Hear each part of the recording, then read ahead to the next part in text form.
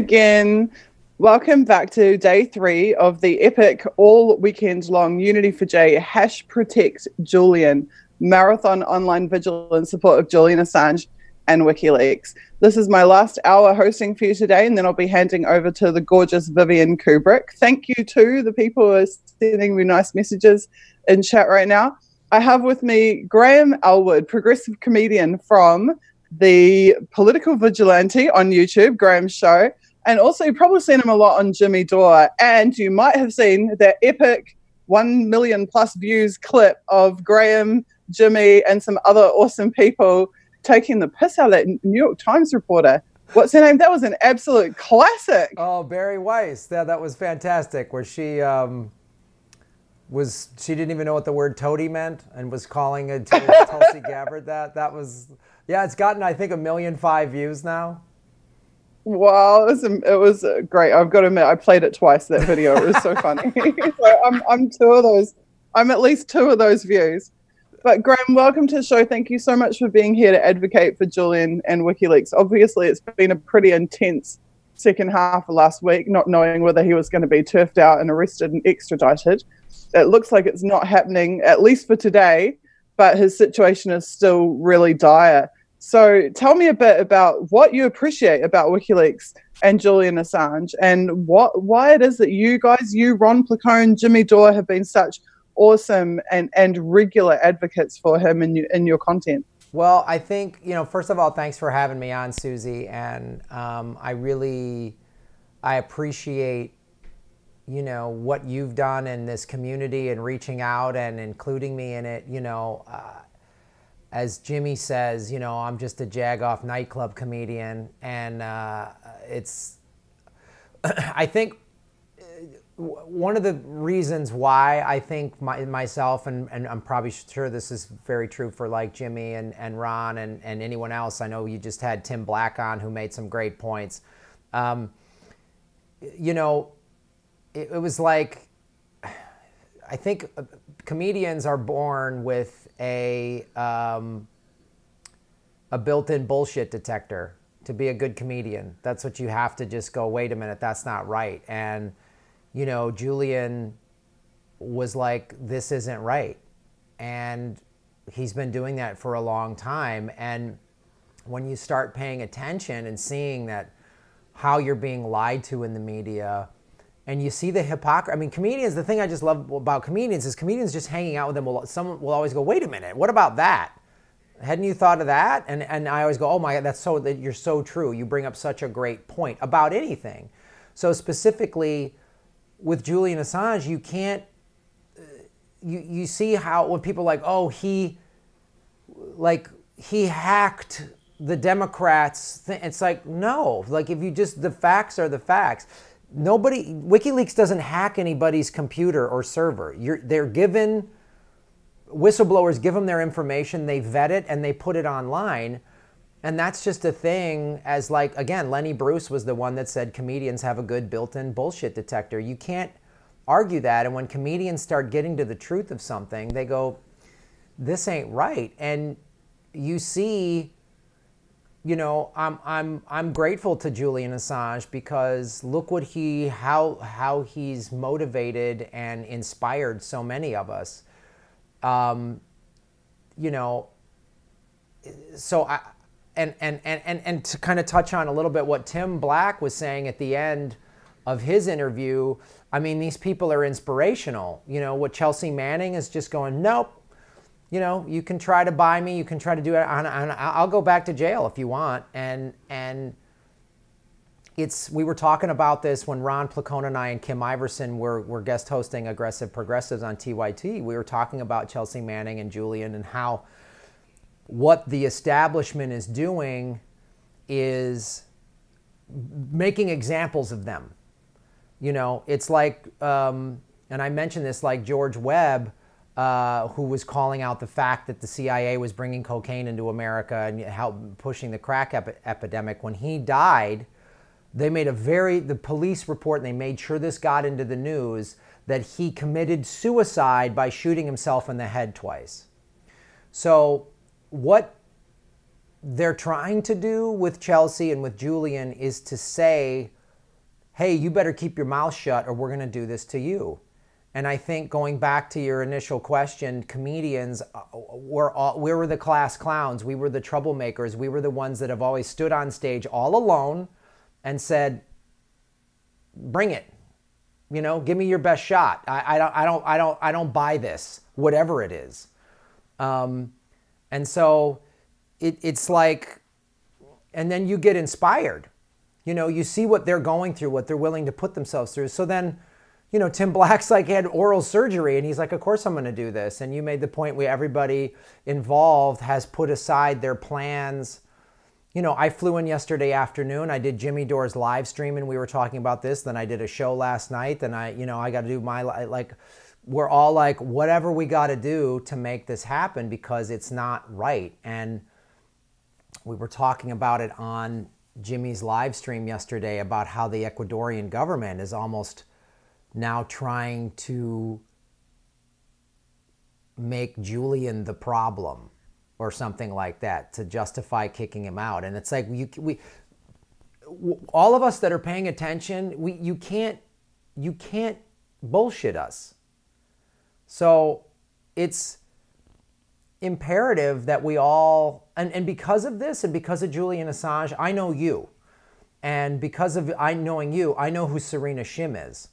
And, you know, that has just expanded my view of the truth. And now once you get into this world, you can't go back. And now it's just, I'm just a laser for the truth. Just show me where the truth is. And you see how, once you see how the system is operating and those that are in power are operating, you see what they're doing. And it's all the more. It's classic. Yeah. Classic red pill, blue pill. Yeah, like, it is. Once you make that choice, you can't go back. It's so true. I mean, you know, Suzie, you've inspired me. One of the first interviews I did with you, and I asked you, you know, what about your kids and all this other stuff? And you said, what kind of parent would I be if I didn't stand up for this? And I was just like, all right, you got it, you know? And, you know, everybody. I mean, Jimmy does his show in his garage. I'm in my 1-bedroom rent-controlled apartment because both parties let the bank steal my home. So I'm going to just call this out, and we're going to call this out as best we can, even when it's so obvious. Like, I just retweeted this, and the hashtag Unity4J does not automatically come up on Twitter. Like, oh, really? Nobody's... But we worked out how to get around that, and that's why we did hashtag Protect Julian. Yeah. Because we didn't say so over the electronic airwaves in advance, but we figured that if we put out a new hashtag that they hadn't known existed or to suppress, that we could bypass that system. And it worked. We did it. It's great. I just as you were saying that, I went, oh, that's right. So I just tweeted that back out again. And of course, when I put in hashtag Protect Julian, it came right up. Yeah. Yeah, it was really, really, really awesome to know that with a little bit of ingenuity, we can maybe bypass some of those systems. But I've made the point several times, and it's something I love to talk about in relation to Jimmy Dore in particular. Even despite all of the mechanisms of oppression and the system of control being set against us, and the censorship and the defaming us and the smearing us and the undermining us and the sabotaging us and the infiltrating us, guess what? There's still more people watching Jimmy Dore videos than on CNN's YouTube channel. Yep. And that shows you what the real, I mean, it's amazing. You know, he's at over 500,000 subscribers. And I think if they weren't throttling him, he would be probably closer to 1 million. I can see it myself, you know, and Jimmy, he inspired me. He told me to start my own channel. And, you know, I went from 164 subscribers to 17,000. And now I'm starting to see him my numbers are getting throttled again. And they're starting to unsubscribe people and do that stuff. And even with that, we are still overwhelming them. And then all of these new, you know, platforms are popping up to get people out there to the content. And once you wake up, I think the same for the audience, once they wake up and start following stuff and paying attention, then they can't go back to, watching MSNBC or whatever on their cable and listen to that nonsense. When Rachel Maddow's screaming about Russia and this segment is literally sponsored by Boeing. Like, it's hilarious. I mean, it's almost like you have to laugh because it's so like, oh, okay. This makes perfect. Like how on Lee Camp on Redacted Tonight on RT America, they made him put that thing on the bottom, or they made the network put like a disclaimer on the bottom of the TV station, like this is sponsored by a foreign agent. They should make Rachel Maddow put a disclaimer on the bottom of her show, like this is sponsored by the military-industrial complex. Yeah, I mean, it's so funny. I would love to. Because I remember they interviewed when a couple months ago when Chris Hedges was doing his book tour for America. What was it? The America of the farewell tour. Yeah, the farewell tour. They had him on MSNBC, and they're like, "Oh, here's our author, Chris Hedges, who has a show on Contact on RT, which is a signified foreign agent." And I wish he had an IFB like I have now, so I could have said, Chris, say thank you so much for being on MSNBC, which of course is sponsored by the military-industrial complex, big pharmaceuticals, and the oil lobby. It's great to be here today. Like, it would just be great to just slide that in. Turn it around on them. Yeah, everywhere. So, the thing that is so... Well, I mean, I always am trying to find like a positive spin or a silver lining on something just for my own personal sanity, because I do like 12 videos a week and I do a live chat on Sundays. That the thing that is, while what is happening to Julian is awful and what is happening to Chelsea Manning is awful, the fact that people are coming together no matter what, the fact that there's a live feed outside of the embassy in London and people are like not sitting down for this is amazing, because this is what we have to do. We have the fact that mainstream journalists don't realize that allowing this to happen is I guess they just know, well, I'm going to always be a sellout to the war machine, so they're never going to come for me. But it's everyone got all, up in arms about Khashoggi, and rightfully so. That was horrifying that they murdered a journalist, but then you can't pick and choose. You can't get offended at that and then not say anything about Julian, or not even know who Serena Shim is, let alone want to investigate it. So I think that this is what this is all about. We're in this tipping point on the planet of people waking up, and if that's the good that comes out of this horrifying treatment of Julian, then my guess is he would be happy about that. Like, I'm connected to this guy whom I've never met, but I have so much respect for, because and then I hear people especially like Chris Hedges is saying, don't even call them neoliberals anymore, just call them corporatists. I call them pro-choice warmongers, they got to wake up to the fact that they've been being lied to. First of all, you tell everyone you're being lied to, and then wake up to the fact that if they can do this to him, because everyone on the left loved him when WikiLeaks was putting out information against George Bush during the first Iraq war. But then when he starts putting out stuff about Obama, everybody hates him. And I always say, and always a Russian agent, I go to his website. You pointed this out. Go to WikiLeaks. Mm-hmm. There's all these things about all the corruption in Russia.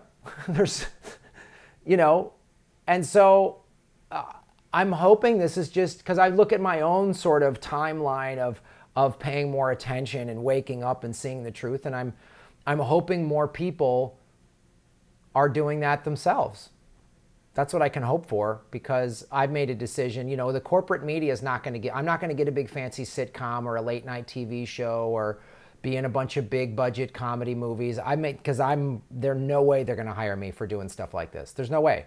So, it'd be great if they did, but because I'd take the money. I'd be the dumb neighbor on some stupid sitcom, and then I'd just upgrade my studio and do more stuff like this. But, we're all making that choice of just saying no and whatever version of it, you know, to the kleptocracy and the oligarchs. Someone's just said that Khashoggi was an excellent opportunity to bring up the treatment of Julian by the US and its hypocrisy. That's true, but Khashoggi, and especially in the context of Serena Shim was the Khashoggi that nobody knew about. Yeah. She was murdered. She was murdered by a state. She was murdered by a state because of her political positions and her work and the revelations that she had made. But she wasn't allowed to be front page press. The people weren't allowed to know the story of what happened to her. With Khashoggi, they got caught. That's all it is. It's like the adulterer. It's like the serial adulterer that cheats on you with 40 different girls, and then on the 40th girl you catch him cheating. Yeah. Like, you know, or her, because women are perfectly capable of doing that type of thing as well. Yes, they are. But this is at a governmental level, at an intelligence agency level. This is what it is. They'd been hunting journalists like Khashoggi of all different types of nationalities over all different types of issues. And Khashoggi was the one where they got caught. And he's far from an isolated case. Oh yeah, and nobody and then if Khashoggi gets caught, and you know, people on the left use it as a thing. Oh, Trump, he's good buddies with the Saudis, and it's like, yeah, so was Obama. They bought $100 billion worth of weapons under Obama. Oh, look what Obama did to Chelsea Manning. I just got to call out the left. They're all like, you know, LGBTQ. I go, so Chelsea Manning, where's your stance on that? Is she guilty of treason, a transgender whistleblower? Or maybe you should get behind her. If you're all for transgender rights, look what they've done to her. Like, look how she's been treated and maligned in the press. Where is your outrage? Your selective outrage sickens me. It disgusts me, you know? So I hope people wake up, because it's so, they're in such denial. They're in such denial about it. And then I hear they talk in all of this, like, well, when you push like the Democratic Party or whatever, they're always like, well, we got to, no purity tests. They get outraged about this thing, but not about a similar thing. And then they're always like, well, we need, incremental. And there's still people saying they think a centrist is gonna beat Donald Trump. And I was like, oh yeah, because that's what they told Rosa Parks. Don't move to the front of the bus immediately. Just go one row at a time, like for a year. Move up a row. Don't make any waves, move up another row. Like, all the people that you call heroes, which Rosa Parks was, she just said no. Rosa Parks, nice, polite, older woman, just one day said, no, this back of the bus is wrong. I'm going to sit here. This ain't right. And she did something about it. You know, the women's suffrage movement, getting women the right to vote in America, didn't happen by going, hey girls, just take your time, pushing this in the 20s. Maybe you'll get the right to vote in the 40s or the 50s or the 60s. It was like, no, they all went, this ain't right. This is not right. We're doing something about this right now. And that's what this needs to be. And people need to wake up to that fact. And they took risks. Yeah. They took risks. They took abuse. They were beaten in the streets. They were jailed. Mm-hmm. They were divorced. Some of them were maimed. Some of them were actually attacked with machetes in the UK and England, the suffragettes. And there's this lovely, like, whitewashed history, like, oh, some nice little ladies got together and they organized a petition and they took the petition to Parliament and then they won the vote and everything was great and it was a wonderful step forward for humanity. No, they bled. They bled. And they were, it was legal to divorce. You could get a divorce on the grounds that your wife was a suffragette. That was legal grounds for divorce. One of the main...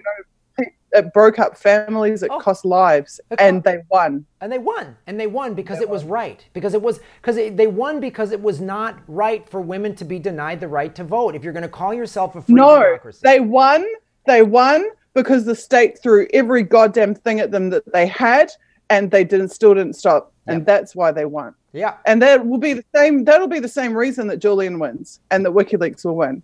Yep. Will be because the state will throw every goddamn thing that they have at them, and WikiLeaks and Julian will still be standing and still be fighting. That'll be why. or that we, as a proxy force for WikiLeaks and Julian, we, the global supporters, are fighting, that we take everything that the state throws at us and we still are victorious. That's how you win. You win by them running out of ways to oppress you. And then they capitulate. And it's a great point.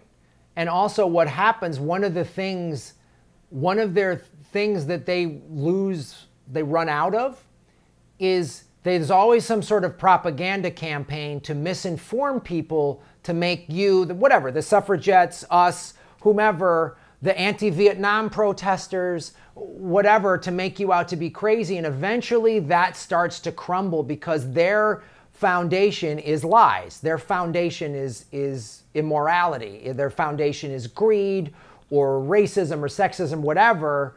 And so usually it's greed, and then they use racism and sexism to fuel that greed. So when that thing starts to crumble, because the foundation of the people that are morally correct never wavers. And so they just say, we're going to take whatever you've thrown at us, and we're not going to yield. So that's the key. And that's why this vigil is so good, to let people know, because it's so much of it turned to like the civil rights movement. You know, Lyndon Johnson, many flaws with that man, but the one thing he understood about getting civil rights, he's like, I need this on the news. I need northern whites to see the nightsticks and the dog shepherds and the people getting attacked for just wanting basic human rights. And that's when people went, wow, this ain't right, which is why now in this era of the internet and technology, and they're trying to stifle us at any turn, this is why we need to just do everything we can to get the information out there. Because that is one of the things that will eventually cripple the powerful. You know, a big powerful, like if you're in the context of a big fist fight, if I'm 5'10", if I'm fighting some big 6'5", 6'6" guy, I can't square up with him. He'll knock me out. But you death of 1,000 cuts, and that's what we're doing.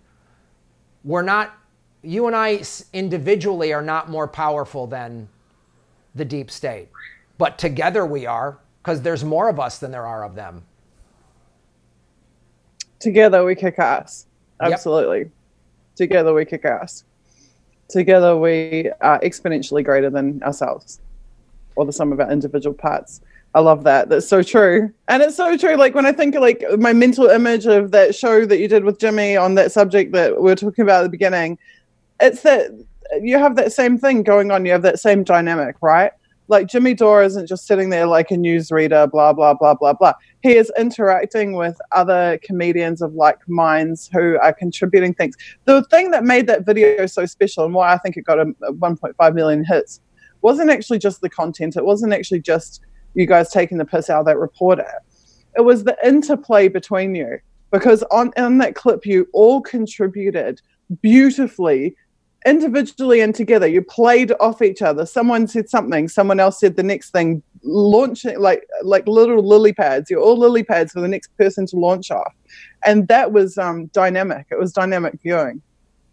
Yeah, and that's such a great analogy, and that's the beauty of that type of, when you have really skilled comedians, as that panel was, but also in a broader sense, that's what this is. We're exchanging ideas. Yeah. You say something, I bring up the suffragette, and then you bring up even more information. I go, oh, wow, I didn't even know that. That's right. And so it's that sort of interactivity expands the overall thinking. So then the viewer goes, oh, yeah. And everyone's view gets expansive.